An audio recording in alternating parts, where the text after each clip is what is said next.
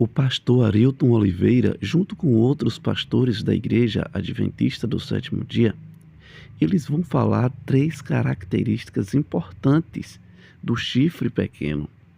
Fica no vídeo até o final, acompanhe a mensagem neste momento e o link da mensagem completa está aqui na descrição. Que Deus te abençoe. O Daniel ficou curioso com relação ao quarto animal e com relação aos chifres, né? Pastor Daniel, enquanto ele observava os 10 chifres, o que mais Daniel percebeu nesse sonho do capítulo 7? Sim, é interessante que além de já ser algo que chamou muito a atenção, né, esse animal terrível, espantoso, esses 10 chifres, agora ele percebe, e nós percebemos, os amigos que nos acompanham, se quiserem acompanhar na Bíblia, aqui no verso 8 do capítulo 7, que diz o seguinte: estava eu a observar os chifres, e eis que entre eles subiu um outro pequeno, diante do qual 3 dos primeiros chifres foram arrancados. E eis que neste chifre havia olhos como os de homem, e uma boca que falava insolência. Então, olha que características interessantes, e é para chamar mesmo a atenção, né? Imaginamos que para Daniel foi muito impactante. Ao caírem todos os 10 chifres, eles, enfim, pareciam ser iguais. Mas de repente surge esse outro pequeno, cai em 3, mas diferente dos outros, ele tinha olhos, né? E uma boca, e ainda o conteúdo do que falava era de insolência, que tem a ver com uma insubordinação, com uma arrogância, com um discurso prepotente, né? Então, de fato, esse chifre pequeno, pela característica que tinha, de fato chamou muito a atenção de Daniel. E ao mesmo tempo, né, pastor, poderoso, porque ele surge e derruba 3. Exato. Né? Então, apesar de ser pequeno esse chifre, ele era robusto. Ele ainda 3, era né? robusto, ele ainda tinha esse poder de derrubar 3 que caíram, né? E chama tanta atenção de Daniel, que ele vai narrando aqui nos versículos que nós lemos, ele desenrola a visão, contando outros fatos, mas ele volta Ali no verso 20, né? Exatamente. E ali no verso 20 ele vai dar outras características do chifre pequeno, que nós vamos estudar hoje aqui, e que nos ajuda a identificar quem ele é. Interessante que quando estudamos profecia, a gente percebe que a Bíblia ela tem um código profético, né? Ela dá o símbolo, mas ela mesma se preocupa em dar a interpretação. Então nós precisamos desvendar hoje aqui alguns símbolos proféticos para não ficar dúvidas sobre a identidade desse chifre pequeno.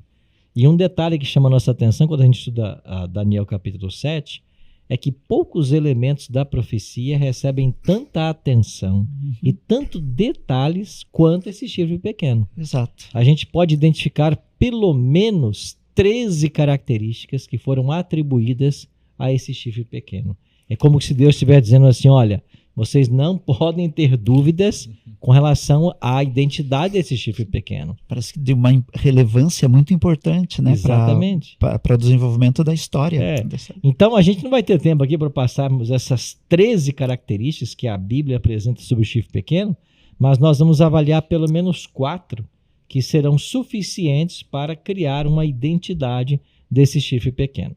Você que está nos assistindo aqui pelo YouTube ou nos ouvindo pela Rádio Novo Tempo, você deveria ter essa revista em mãos. Ela contém muita informação histórica, bíblica, que vai ser uma bênção na sua vida. E é um presente que a Novo Tempo tem para você.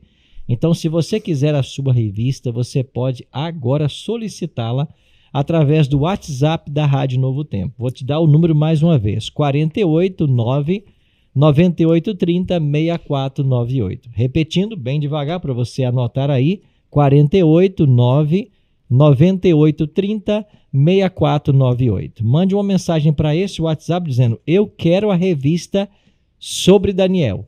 Nós vamos encaminhá-la para você pelos correios. A Novo Tempo vai mandar para você e você não vai pagar um centavo por isso.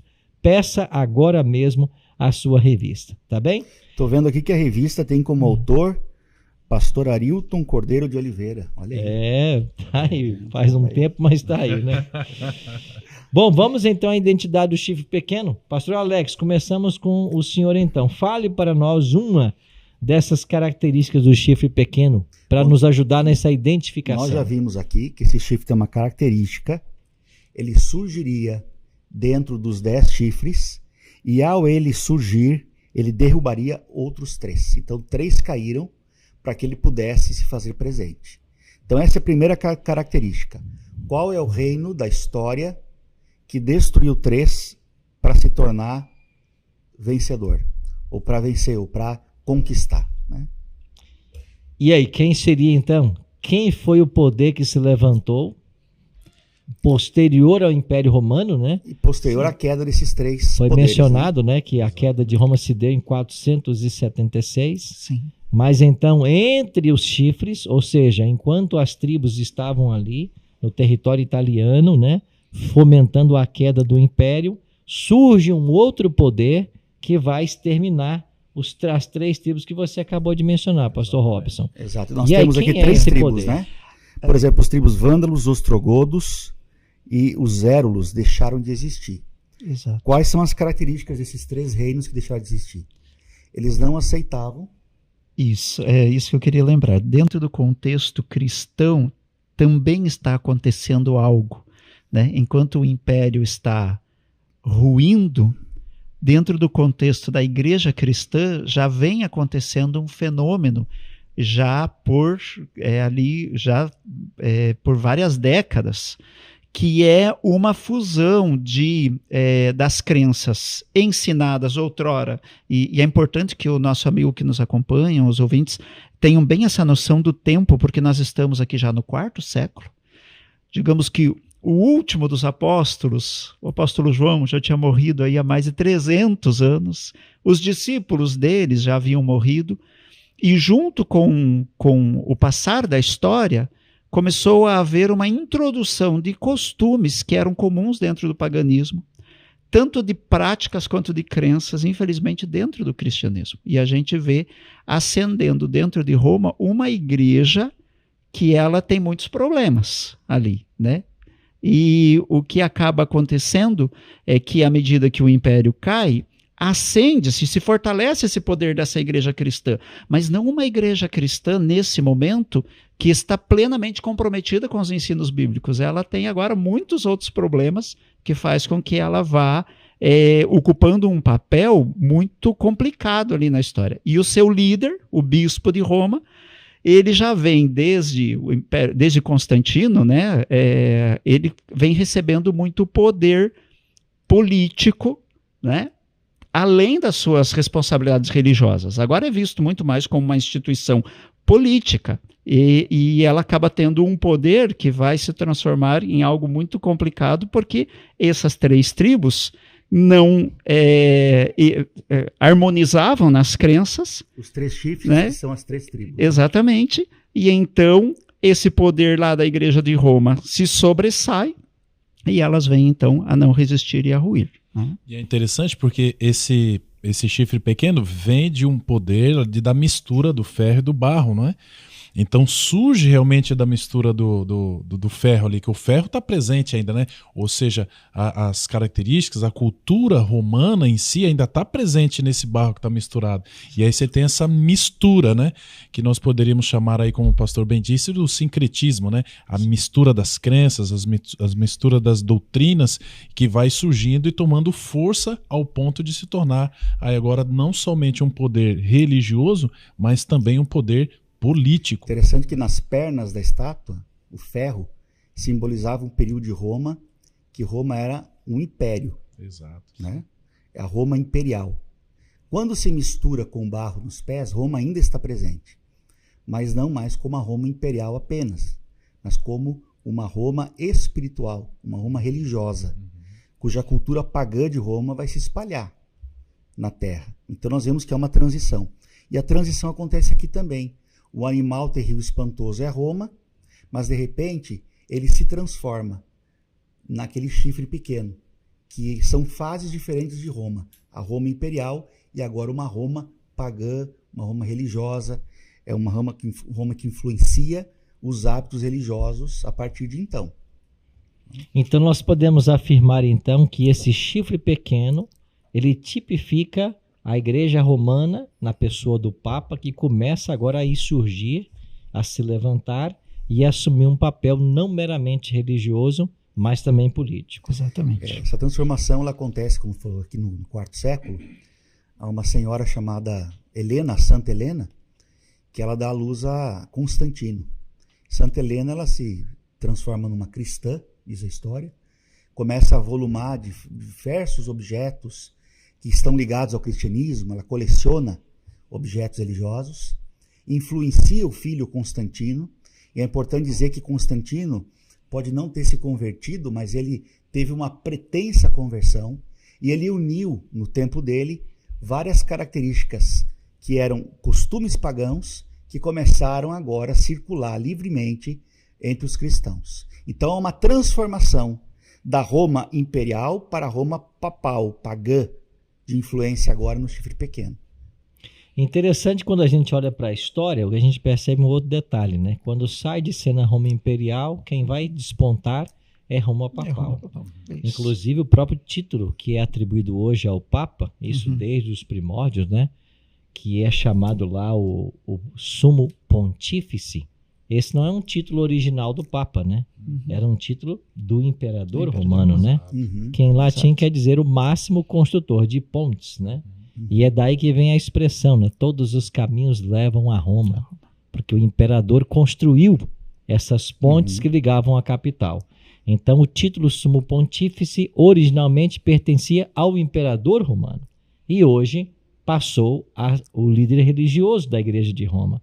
Isso é uma prova de que a Roma pagã deu lugar à Roma papal. A Roma imperial deu lugar à Roma religiosa. Pastor, então quer dizer então que o chifre pequeno representa o papado? Isso mesmo. Mas nós vamos ver mais características que vão comprovar isso. E isso que nós estamos afirmando não é invenção dos adventistas, né? Porque você vai ter alguém no século XVI afirmando isso, que foi Martinho Lutero. Sim. E vai ter alguém mais no século XVIII afirmando a mesma verdade, que foi Isaac Newton.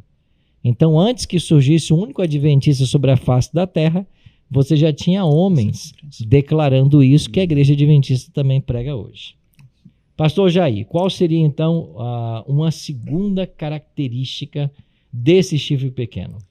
Vamos lá, uma segunda característica está aqui, nós encontramos no verso 25, né? Quando nós lemos aqui que diz assim: proferirá palavras contra o Altíssimo, magoará os santos do Altíssimo e cuidará de mudar os tempos e a lei. E os santos lhe serão entregues nas mãos por um tempo, 2 tempos e metade de um tempo. Então nós temos aqui então uma característica bastante marcante desse chifre. O pastor Daniel disse aí a respeito da boca que falava insolências, né? Que nós encontramos aí no verso 8 e verso 20. Então é exatamente isso. Ele seria então um poder que blasfema contra a palavra de Deus, contra a Bíblia.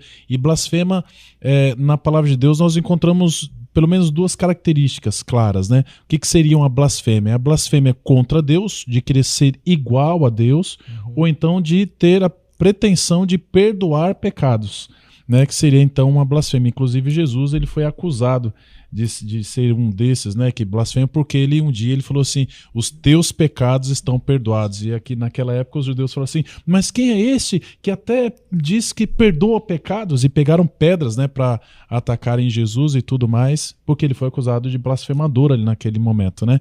Esse chifre pequeno tem também essa característica de se colocar no lugar de Deus e também de ter essa pretensão de perdoar pecados. Por isso, essa boca de insolência, né, de blasfema. E nós encontramos isso também, pastor Arilton, nesse poder papal.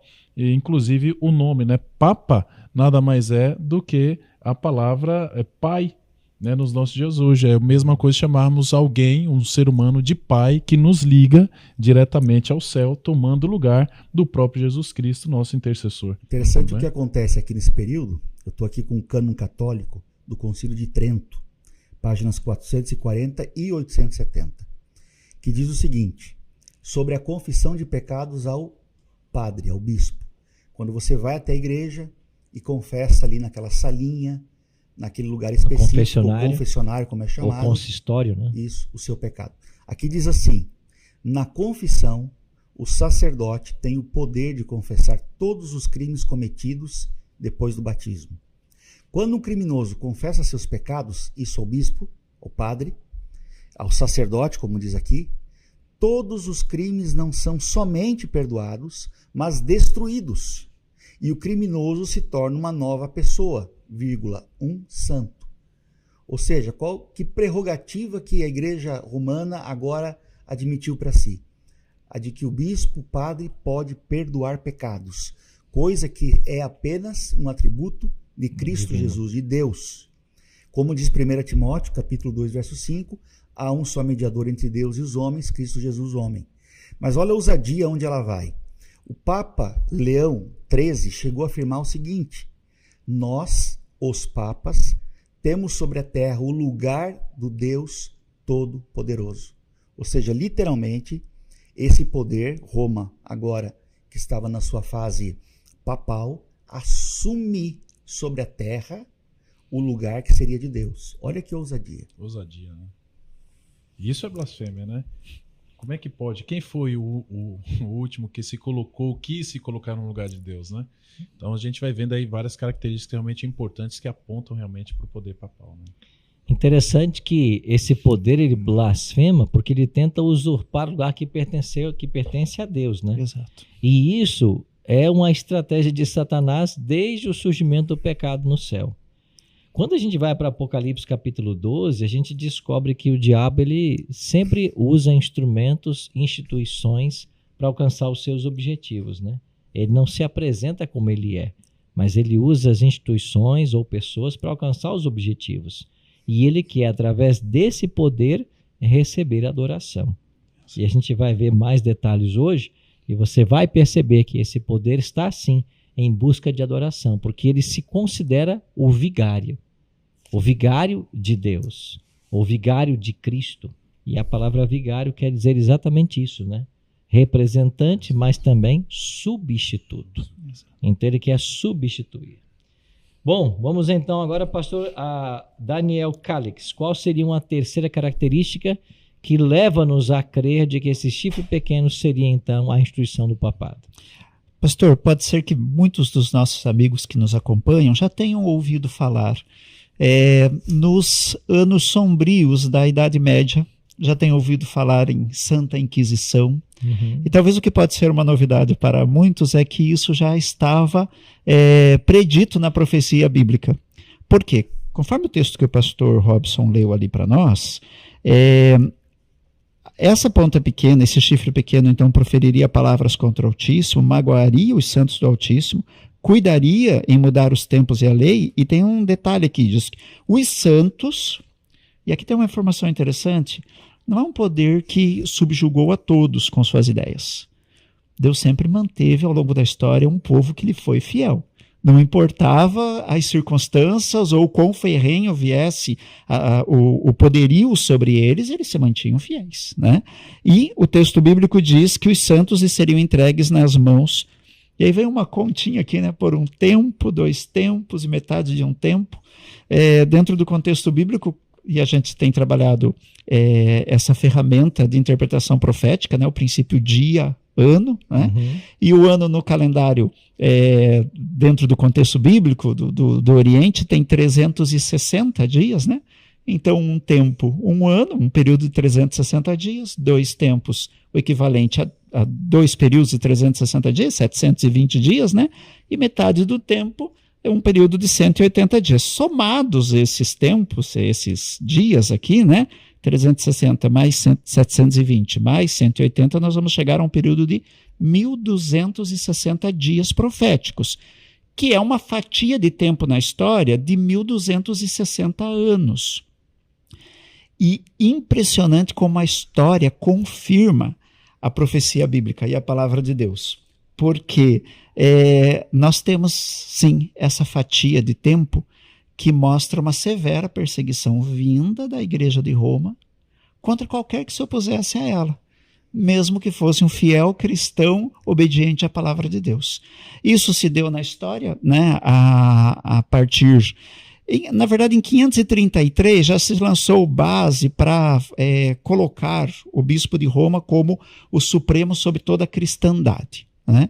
Mas foi somente em 538, né, que o Virgílio, o bispo de Roma, ele ascende e tem esse poderio de fato. Os né? ostrogodos são destruídos, nós falamos aqui Quando sobre cai a essa nação, última, exato, essa cai última para que nação. surja então a ponta pequena, e Isso. quando os ostrogodos são destruídos em 538, aí começam os 1260 dias. Né? E é impressionante a precisão histórica, pastor, porque, de fato, a partir de 538, mais 1260 anos, nós vamos chegar a 1798. Neste intervalo de tempo é o período onde, de fato, houve o que chamamos de supremacia papal. E não dizia respeito só às questões religiosas, as questões políticas em toda a Europa, elas cada vez mais foram sendo subjugadas ao poderio da igreja, ao ponto de nenhum rei mais ser coroado em toda a Europa, aí no auge da Idade Média, sem o consentimento papal. Então, e se alguém fala assim, esses 1260 anos é um cálculo que vocês fizeram, vocês adventistas, não. Para a gente ter uma ideia, os 1260 dias ou anos equivalem a 42 meses, que aparece na linguagem agora do Apocalipse. Sim. No Apocalipse você tem ali uma releitura de Daniel, em que os elementos eles aparecem novamente, nós temos novas revelações dos mesmos elementos. E o que é para nós aqui em Daniel 1260 dias? Vai se tornar 42 meses lá. Nós entendemos que é a mesma linguagem. E não é uma data exata, né? E interessante, tratado como característica, então, nós vemos esse poder de perseguir os santos de Deus, né? Então, um poder que pretensiosamente religioso, autoproclamado de ser o pai da cristandade, né? Um poder que tem essa insolência, mas na prática acaba trazendo perseguição para os que são fiéis à palavra de Deus. Então começou em 538, quando os ostrogodos foram destruídos. Ali surge o chifre pequeno na sua supremacia e vai até 1798. O que acontece em 1798 para quebrar o período de supremacia do Papa? É a prisão do Papa Pio VI, né? Exatamente. Napoleão Bonaparte envia o seu general Berthier e leva o Papa preso para a França, e isso até o Apocalipse usa a figura como um golpe mortal, né? Nesse poder, porque era algo inimaginável décadas atrás, antes de 1798, que alguém tivesse a pretensão de destronar o bispo de Roma, que era o poder soberano em toda a Europa. Mas a profecia, ela é clara em dizer que haveria um início para esse período e ele iria terminar, tal qual a profecia em Daniel 7, verso 25, nos deixa claro. Esse poder se levantou, mas ruiu também. E é um período de muito sangue, né?